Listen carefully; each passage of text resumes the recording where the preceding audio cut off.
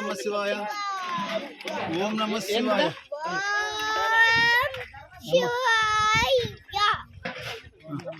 ಒಂದು ನಿಮಿಷ ಪಾಡ.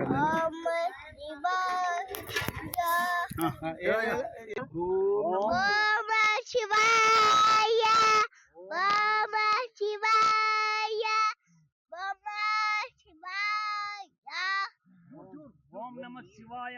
ಓಂ ನಮಃ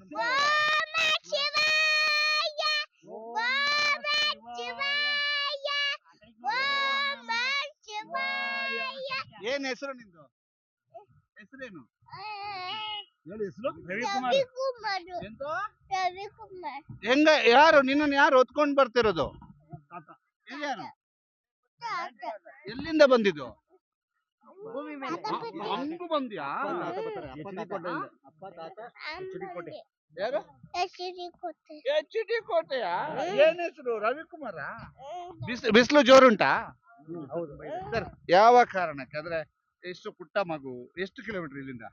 ಇಲ್ಲಿಂದ 290 kilometre sir. 290 kilometre. HD ಕೋಟೆಯಿಂದ 290 kilometre. ಈಗ ಬರೀ ನಮ್ಮ 15 ವರ್ಷದಿಂದ ಇಲ್ಲಿಗೆ ಪಾದಯಾತ್ರೆ ಬರ್ತಿದ್ದೀವಿ. ಅದರಲ್ಲಿ ಕೂಡ ನಮ್ಮ ಬಾಮೈದ್ ಮಗು, ಇವನ ಹೆಸರು ರವಿಕುಮಾರ್ ಅಂತ. ಇವ್ರಿಗೆ ಒಂದು ಕಷ್ಟಗಳು ಅದು ಇದು ಪರಿಹಾರ ಆಗಲಿ ಅಂತ ಅಂದ್ಬಿಟ್ಟು ಬರ್ತಿದ್ದೀವಿ. ಸಕ್ಸಸ್ ಆಗಿದಾವೆ ಕೆಲವೊಂದು. ಯಾಕಂದ್ರೆ ಅವ್ರನ್ನ ಇನ್ನು ಆ ಟೈಮಲ್ಲಿ ಒಂಚೂರು ಇದಾಗಿತ್ತು, ನಮ್ಗೆ ಏನೋ ತೊಂದರೆ ಇತ್ತು. ಆ ಪ್ರಾಬ್ಲಮ್ಗಳೆಲ್ಲ ಕಡಿಮೆ ಆಗಿದೆ ಇಲ್ಲಿ ಬಂದ್ಮೇಲೆ. ನಾವು ಈ ಪ್ರತಿ ಬಾರಿ ವರ್ಷ ಬರ್ತಾ ಇರ್ತೀವಿ. ಈಗ ಶಿವರಾತ್ರಿಗೆ ಬರ್ತಾ ಇರ್ತೀವಿ. ತುಂಬಾ ಇದಾಗಿ ಹೋಗ್ಯಾನ ಸರ್. ನಾವು ಈಗ ಸೂಪರ್ ಬಂದಿದ್ದಾನೆ. ಜ್ಯೂಸ್ ಕುಡ್ಕತಾನ, ಬೇಕಾದ್ದೆಲ್ಲ ತಿನ್ಕತಾನ, ಬೇಕಾದ ಕೇಳ್ತಾನೆ. ಅವನೇ ಸ್ವಲ್ಪ ದೂರ ನಡೀತಾನ, ಅವ್ರವ್ರ ತಗ ಶಿಫ್ಟ್ ಆಯ್ತಾನ. ಈಗ ನೀವು ನಡಿಬೇಕು ಇಲ್ಲಿ ತನಕ ಅನ್ನುವಂತ ಹರಕ್ಕೆ ಮಗುಗೋಸ್ಕರ ಇಲ್ಲ ಆ ಥರ ಏನಿಲ್ಲ. ಅವನಿಗೋಸ್ಕರ ಅವ್ರ ತಂದೆ ತಾಯಿ ಕಟ್ಕೊಂಡಿದ್ದು. ನಾನು ಜೊತೆಲಿ ಬಂದಿರೋದು, ಗ್ರೂಪಲ್ಲಿ ಬಂದಿರೋದು. ನೀವು ಜೊತೆಲಿ ಬಂದಿರೋದು. ತಂದೆ ತಾಯಿ ಎಲ್ಲಿದ್ದಾರೆ?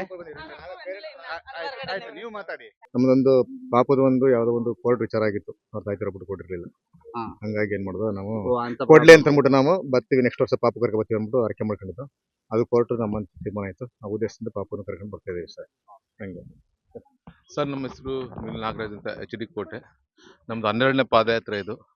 ನಾನು ತುಂಬ ಕಡು ಬಡತನದಲ್ಲಿ ಹುಟ್ಟಿ ಬೆಳೆದವನು. ಟೆಂಪೋ ಡ್ರೈವರ್ ಆಗಿ ನಾನು ಕೆಲಸ ಮಾಡ್ತಿದ್ದೆ. ಇವತ್ತು ಒಂದು ಸಿರಿಧಾನ್ಯದ ಕಂಪ್ನಿ ಮಾಡಿದ್ದೀನಿ, ಎಲ್ಲ ಶ್ರೀ ಧರ್ಮಸ್ಥಳ ಭಗವಂತನ ಆಶೀರ್ವಾದದಿಂದ. ಹಾಗಾಗಿ ಎಲ್ಲರಿಗೂ ಪಾದಯಾತ್ರೆ ಒಳ್ಳೆಯದಲ್ಲ ಅಂತ ಕೇಳ್ತಿದ್ದೀನಿ ಸರ್. ಮಗು ಬಗ್ಗೆ? ಮಗು ಇದೊಂದು ಪವಾಡನೇ ಸರ್. ಇವ್ರ ತಂದೆ ಹೋದ ವರ್ಷ ಇದೊಂದು ಕೋರ್ಟ್ ಡಿಸ್ಪ್ಯೂಟ್ ಆಗಿತ್ತು.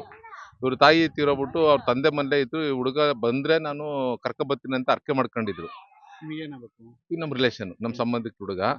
ಹಂಗಾಗಿ ಹೋದ ವರ್ಷ ಕೋರ್ಟ್ ಅವ್ರ ತಂದೆ ಬಂದು ಅರ್ಕೆ ಮಾಡ್ಕೊಂಡ್ರು. ಅಣ್ಣಪ್ಪ ದೇವಸ್ಥಾನ ಹತ್ರ ನನ್ನ ಮಗ ನೆಕ್ಸ್ಟ್ ನನ್ನ ಮನೆಗೆ ಬಂದ್ಬಿಟ್ರೆ ಕೋರ್ಟಲ್ಲಿ ನಮ್ಮಂತ ತೀರ್ಮಾನ ಆದ್ರೆ ನಾನು ಬರ್ತೀನಿ ಅಂತ ಅವ್ರ ತಂದೆ ಅರ್ಕೆ ಮಾಡ್ಕೊಂಡಿದ್ರು.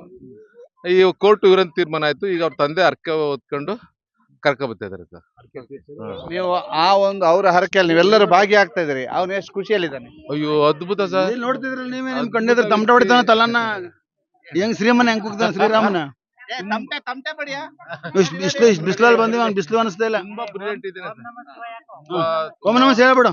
ಆಯ್ತು, ಏನ್ ಡ್ಯಾನ್ಸ್ ಮಾಡೋ ಯಾರ ಮಾಡಿ. ಓಂ ನಮಃ ಶಿವಾಯ ಹೇಳು.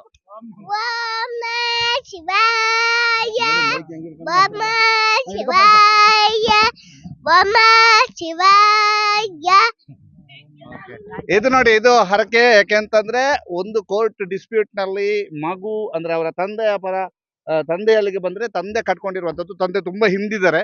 ಅವರ ಇಡೀ ರಿಲೇಷನ್ ಅವರು ಮಗುವನ್ನ ಬಹಳ ಪ್ರೀತಿಯಿಂದ ಹೀಗೆ ಹೆಗಲೇರಿಸಿಕೊಂಡು ಅವರಿಗೆ ಇಂಥದ್ದೊಂದು ಹ್ಯಾಟ್ ಅನ್ನ ಹಾಕೊಂಡು ಇಲ್ಲಿಯ ತನಕ ಕರ್ಕೊಂಡ್ ಬಂದಿದ್ದಾರೆ. ಹುಡುಗನು ಅಷ್ಟೇ, ರವಿಕುಮಾರ್ ಅನ್ನುವಂತ ಹುಡುಗ. ಈತ ಈಗಾಗಲೇ ಖುಷಿಯಿಂದ ಓಂ ನಮಃ ಶಿವಾಯ ಅಂತ ಅನ್ಕೊಂಡು, ಏನೋ ಅಂತ ಹೇಳ್ಕೊಂಡು ಬರ್ತಾ ಇದ್ದಾರೆ.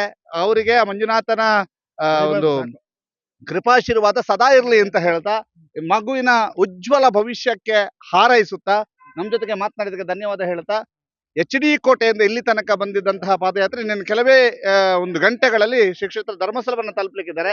ಅವರು ತಲುಪಲಿ ಮತ್ತು ಆ ಮಗುವಿಗೆ ಉಜ್ವಲ ಭವಿಷ್ಯ ಸಿಗಲಿ ಅನ್ನುವಂತಹ ಆಶಯದೊಂದಿಗೆ ಈ ವರದಿಯನ್ನು ಕೊನೆಗೊಳಿಸ್ತಾ ಇದ್ದೀವಿ. ಸುವೀರ್ ಜೈನ್ ಜೊತೆಗೆ ದಾಮೋದರ ದೊಂಡೋಲೆ, ಸುದ್ದಿ ನ್ಯೂಸ್, ಮುಂಡಾಜೆ.